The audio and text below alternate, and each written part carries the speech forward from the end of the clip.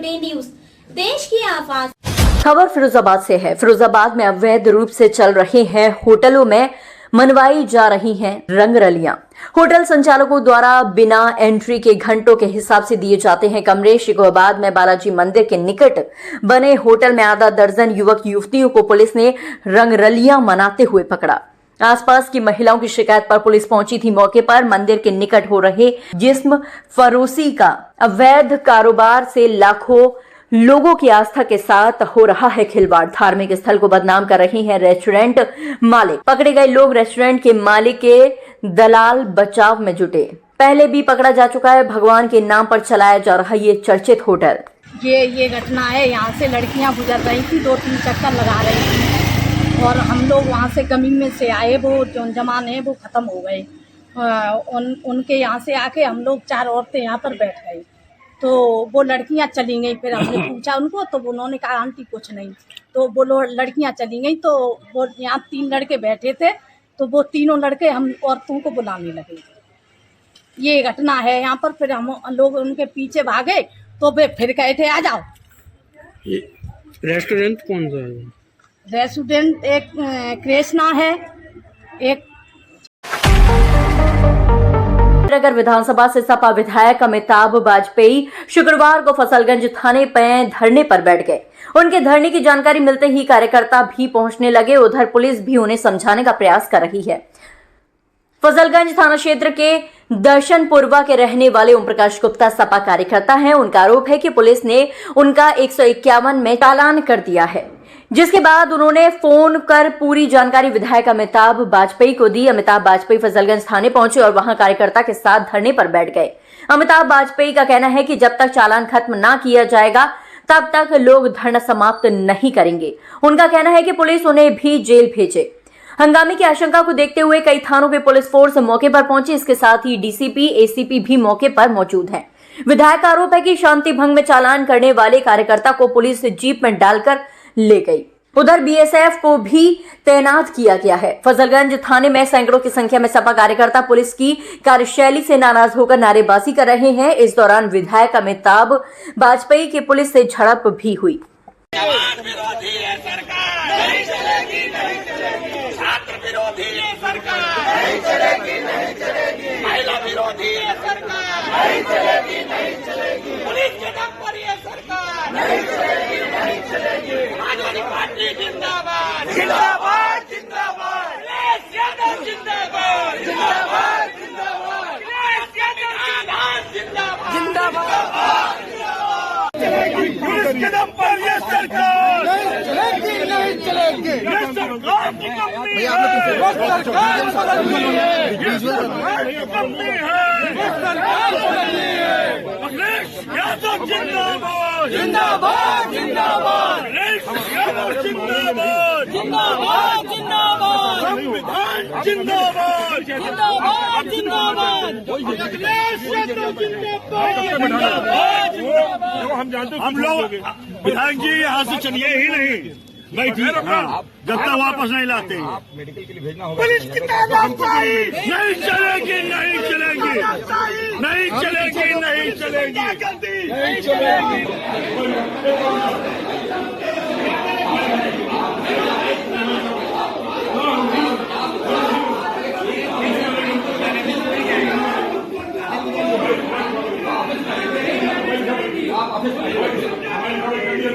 आप आइए,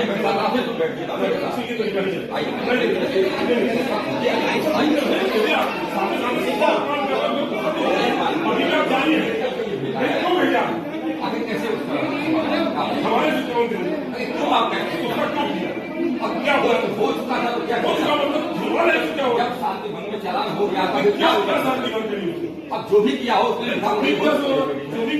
एक बार आप बताइए, चालान हो गया तो जो आप कर रहे हैं क्यों कर देंगे? हमारी बात है नहीं, ऐसा कुछ नहीं। आप मेरे साथ नहीं, मेरे दिमाग में कुछ नहीं है। आपके दिमाग में कुछ नहीं है। पार्टी की आदत रही है लड़ाने और भिड़ाने की। भाजपा को जब कोई प्रत्याशी नहीं मिला तो उन्होंने हमारे रिश्तेदार को हमारे सामने खड़ा कर दिया, लेकिन यहाँ जो मुकाबला है वो बहुत बड़ा है। भारतीय जनता पार्टी और समाजवादी पार्टी की बड़ी लड़ाई है और यहाँ लड़ाई है न्याय और अन्याय की, और ये लड़ाई है पिछड़े दलित अल्पसंख्यकों को न्याय दिलाने की।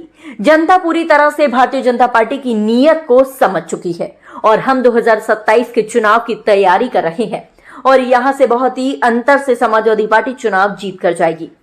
संकल्प लिया है कि भाजपा की सबसे बड़ी हार प्रदेश में होगी तो वह करहल विधानसभा से होगी और यहाँ के लोग आजादी के बाद से समाजवादी विचारधारा के रहे हैं और सरकारें किसी की भी रही हो, यहाँ के लोगों ने हमेशा संघर्ष किया, सत्ता के खिलाफ और अपने हक की लड़ाई लड़ते रहे। भाजपा का जो पोस्टर है वह बांटने का काम करता है, बटोगे तो कटोगे, लोगों को डराने और भय में रखने का काम करती है और समाजवादी पार्टी हमेशा जोड़ने का काम करती रही है और यहाँ की जनता वोट के माध्यम से जवाब देने का काम करेगी। देखिए, भाजपा की आदत रही है लड़ाने की, बढ़ाने की और लोगों में फूट डालने की। जब कोई प्रत्याशी उनको नहीं मिला तो हमारे रिश्तेदार जो हैं उनको खड़ा कर दिया गया, लेकिन यहाँ मुकाबला जो है और जो वो बहुत बड़ा है और समाजवादी पार्टी और भारतीय जनता पार्टी का मुकाबला, ये लड़ाई है न्याय और अन्याय की। ये लड़ाई है पिछड़े दलित समाज के लोगों को, अल्पसंख्यक समाज के लोगों को न्याय दिलाने की और जनता पूरी तरीके से भारतीय जनता पार्टी की नीयत को समझ चुकी है। तो यहाँ बात ये नहीं है कि प्रत्याशी कौन या कौन नहीं, यहाँ लड़ाई बहुत बड़ी है और हम जो है 2027 के लिए तैयारी कर रहे हैं और इस चुनाव के माध्यम से संदेश भी देंगे। और आप जैसा कि आप देख रहे हैं, तमाम हम लोगों ने कार्यक्रम किए, बहुत सारे लोग जो पार्टी के साथ नहीं थे कुछ समय से, वो सभी लोग वापस समाजवादी पार्टी में अपनी आस्था व्यक्त कर रहे हैं। और भाजपा जिसने लगातार झूठ बोल के लोगों को बदलाने का काम किया, लोग अब उसकी नीयत को समझ चुके हैं और इस चुनाव में आप देखेंगे कि बहुत बड़े अंतर से समाजवादी पार्टी चुनाव जीत के जाएगी। निश्चित तौर से ये चुनाव जो है 2027 का सेमीफाइनल है। लोकसभा में अयोध्या जो सीट बीजेपी ने हारी है और समाजवादी खाते में किया है, उसका बदला लेने का प्रयास होगा। यहाँ पे योगी आदित्यनाथ इस तरह का बयान दे रहे हैं। देखिए, उन्होंने जो चुनौती दी उसको हम लोगों ने स्वीकार किया, यहाँ के लोगों ने स्वीकार किया और संकल्प लिया है कि भाजपा की सबसे बड़ी हार प्रदेश में कहीं अगर होगी तो हम लोग करहल से भाजपा को हरा के भेजेंगे। और यहाँ के लोग आज़ादी के बाद से समाजवादी विचारधारा के रहे और चाहे सरकारें किसी की भी रही हों, हमेशा यहाँ के लोगों ने संघर्ष किया सत्ता के खिलाफ में और अपने हक की लड़ाई लड़ते रहे। और इस बार भी भाजपा जब कितना भी प्रयास करे, शासन का प्रशासन का दुरुपयोग हो रहा है, तो लोगों को धमकाया जा रहा है, प्रधानों को, राशन डीलरों को, और वोट डालने से रोकने का प्रयास कर रहे हैं। जनता हमारी कहीं पीछे हटने वाली नहीं है और जब वोट पड़ेगा तो समाजवादी पार्टी के पक्ष में बहुमत में मतदान होगा। कल सूबे के मुखिया करहल में आ रहे हैं, वो कह रहे हैं कि सैफी पड़ुआ परिवार सड़कों पे, उसको देखेंगे किस तरीके से काम कर रहे हैं। देखिए, जब परिवार जिसका होगा वो तो सड़कों पर रहेगा ही। आपका परिवार होगा तो वो भी लगेगा, अब जिसका परिवार नहीं वो नहीं लगेगा। तो परिवार जहाँ है, यहाँ के लोगों का पारिवारिक रिश्ता समाजवादी पार्टी के साथ में अभी से नहीं 50 साल से है और चुनाव में सब लोग बुलाते हैं क्योंकि लोकतंत्र का ये त्यौहार है, इसको सभी लोग मनाते हैं। सबकी इच्छा ही रहती है परिवार के लोग आए, उनके बीच में बैठे, उनसे बातचीत हो। तो जो जहाँ जैसी ज़रूरत है वो लोग जा रहे हैं। और समाजवादी पार्टी ने लोकसभा चुनाव में भी जब इन्होंने चुनौती दी थी तो यहाँ के लोगों ने बहुत बुरी तरीके से भाजपा को हराया था। और इस चुनाव में भी भाजपा की बातों में कोई आने वाला नहीं, क्योंकि आज तक 1 रुपए की योजना इस पूरे जनपद में इन्होंने नहीं दी है। और जहाँ तक माननीय मुख्यमंत्री जी का सवाल है, जब पिछली बार वो करहल आए थे उन्होंने कुछ सड़कों की घोषणा की थी और सड़कों के प्रस्ताव बन के चले गए। जब बाद में देखा गया कि सारी सड़कें समाजवादी लोगों के हैं तो उसको कैंसिल कर दिया गया। तो ऐसा पहली बार हुआ है कि मुख्यमंत्री जी की घोषणा के बाद सड़कें कैंसिल कर दी गई। तो ये जो दुर्भावना इनकी है उसके बारे में लोग जान चुके हैं, अब इनकी बातों में कोई आने वाला नहीं। एक आखिरी सवाल, पोस्टर वार छिड़ा हुआ है, पार्टियां पोस्टर के जरिए अपना अपना संदेश दे रही, क्या लगता है प्रभाव पड़ेगा चुनाव में? मतदाताओं भाजपा का जो पोस्टर है वो बांटने का काम करता है, बटोगे तो कटोगे, और लोगों को डराने का, भय में रखने का प्रयास कर रहे हैं। और समाजवादी पार्टी हमेशा जोड़ने की राजनीति करती है और हमने कहा कि जुड़ेंगे तो जीतेंगे। और ये संदेश उन सभी लोगों के लिए है जो अन्याय के खिलाफ लड़ाई लड़ रहे हैं, जो इनका जो बुलडोजर चल रहा है, जो जाति विशेष के लोगों पर चल रहा है, जो भाजपा संरक्षित जो गुंडे, जो माफिया हैं, वो खुलेआम सड़कों पर घूम रहे हैं। तो ये सब बहुत सारी ऐसी चीजें हैं जिसके खिलाफ लोगों में गुस्सा है, लोग लामबंद हैं। शुक्रवार को प्रदेश सरकार के पर्यटन मंत्री एवं जनपद प्रभारी ठाकुर जयवीर सिंह आगरा पहुंचे, जहां उन्होंने 3 योजनाओं का लोकार्पण किया, जिसमें आने वाले खर्च के लिए 50% सरकार खर्च करेगी और 50% आगरा विकास प्राधिकरण को खर्च करना होगा। उन्होंने दावा किया कि पर्यटन एवं सनातन परंपरा को बढ़ाने की दृष्टि से योजनाओं पर कार्य किया जा रहा है। वहीं पर्यटन मंत्री ने पूर्व मुख्यमंत्री अखिलेश यादव पर टिप्पणी करते हुए कहा कि उनकी कार्यशैली बंदर जैसी है, जिसके चलते उनके कार्यकाल में प्रदेश में मात्र 17 करोड़ पर्यटक आते थे, लेकिन अब वर्तमान में 70 करोड़ पर्यटक आ रहे हैं। प्रदेश में हो रहे उपचुनाव को लेकर उन्होंने दावा किया कि सभी सीटों पर भाजपा की जीत होगी। इसके अलावा उन्होंने कहा कि आरक्षण खत्म और संविधान बदलने के लिए विपक्ष जनता में भ्रम फैला रहा है, जिसका खामियाजा विपक्ष को ही भुगतना पड़ेगा। जैसा कि आप देखना होगा, आपने आप सुन भी रहे थे आदरणीय केंद्रीय मंत्री श्री एसपी बघेल साहब को, मैंने भी काफी विस्तार से आपको यहाँ बताने का काम किया है। पर्यटन की दृष्टि से और खासकर सनातन परंपराओं को आगे बढ़ाने के उद्देश्य से हम लोगों ने, चाहे धार्मिक पर्यटन हो, इको टूरिज्म हो, मेडिकल टूरिज्म हो, एडवेंचर टूरिज्म हो, तमाम तरीके से हम लोगों ने पर्यटन की दृष्टि से बहुत बेहतरीन योजनाबद्ध तरीके से काम किया है। जहाँ तक आगरा का मामला है, आज भी 3 परियोजनाएं, एक हमने सहभागिता योजना उत्तर प्रदेश शुरू की है, जिसका आशय है कि यदि 50% धनराशि कोई भी मानी जनप्रतिनिधि, कोई भी संस्था, कोई भी अन्य एजेंसी यदि उसको वहन करती है, तो 50% पर्यटन की दृष्टि से उसको डेवलप करने का शेयर प्रदेश पर्यटन विभाग उसको वहन करेगा। इसी के अंतर्गत आज 3 परियोजनाओं का यहाँ लोकार्पण का कार्यक्रम हुआ है, जिसमें 50% का धनराशि का वहन यहाँ के विकास प्राधिकरण ने किया है और 50% पर्यटन विभाग ने दिया, और बेहतरीन तरीके से समयबद्धता गुणवत्ता के साथ तीनों परियोजनाओं का आज आपके सामने लोकार्पण का कार्यक्रम हुआ है, जिसके परिप्रेक्ष्य में आज हम और आप यहाँ डाइस में यहाँ बैठे हुए हैं। आपने लगातार कोई प्रयास नहीं है, आपने कहा, मैं बता भी दूं आपको, भूल बता दूं, बिना किसी औपचारिकता के बता रहा हूँ। उसकी जो स्क्रिप्ट बना हुआ तैयार खड़ा है तो कोई दिक्कत नहीं है। उसकी जो स्क्रिप्ट जो लिखी, उस स्क्रिप्ट में प्रदेश सरकार के जो देखने के बाद जो स्वीकृति है, और एएसआई ने उस पर कुछ आपत्तियां जता दी हैं। एएसआई उस पर अनुमति नहीं दे रहा और खास रूप से उसी पर थोड़ा सा कंट्रोवर्सी चल रहा है, लेकिन बहुत समाधान भी बीच का रास्ता करके निकाला जा रहा है।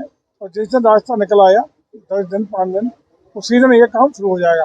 काम पूरा हो चुका है, सारा सिस्टम लगा हुआ तैयार है, सारा सब कुछ तैयार है, लेकिन स्क्रिप्ट चलनी है, उसको लेकर थोड़ा सा एएसआई के और राज्य सरकार के बीच में भेद है कुछ। उस मतभेद क्या कहेंगे, एक छोटा सा टेक्निकल इशू है, तकनीकी इशू है। वो तकनीकी इशू को हम लोग हफ्ते 10 दिन में जल्दी दूर कर लेंगे और वो लाइट एंड साउंड का यहाँ दिखाना शुरू करेंगे। अभी माननीय मंत्री के द्वारा एक पत्र भी दिया है, आज ही मिला है, और आज ही उसको मैं जैसे कार्यक्रम खत्म होगा अपने शासन स्तर पर अपने प्रमुख सचिव को भेजूंगा। प्रदेश सरकार की ओर से प्रस्ताव ये भारत सरकार को जाना है। मैं बहुत जल्दी अपने प्रदेश सरकार की ओर से प्रस्ताव भेजूंगा भारत सरकार को, और माननीय मंत्री को उसकी प्रति भी उपलब्ध कराऊंगा।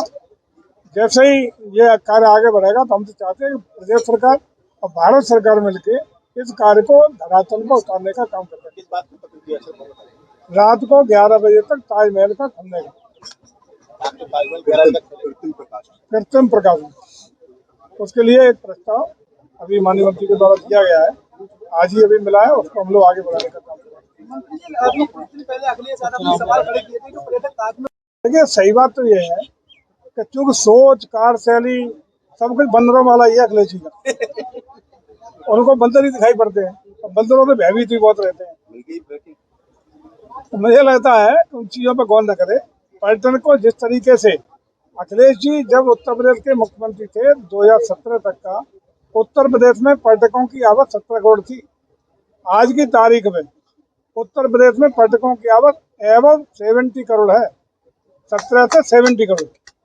ये ब्रेकिंग दे सकते हैं, और ये अखिलेश जी को पूछा चाहिए। तो आपने दे दी कि अखिलेश ज्यादा बंदर है। अखिलेश ज्यादा बंदर नहीं है, उनकी सोच उनकी कार्यशैली।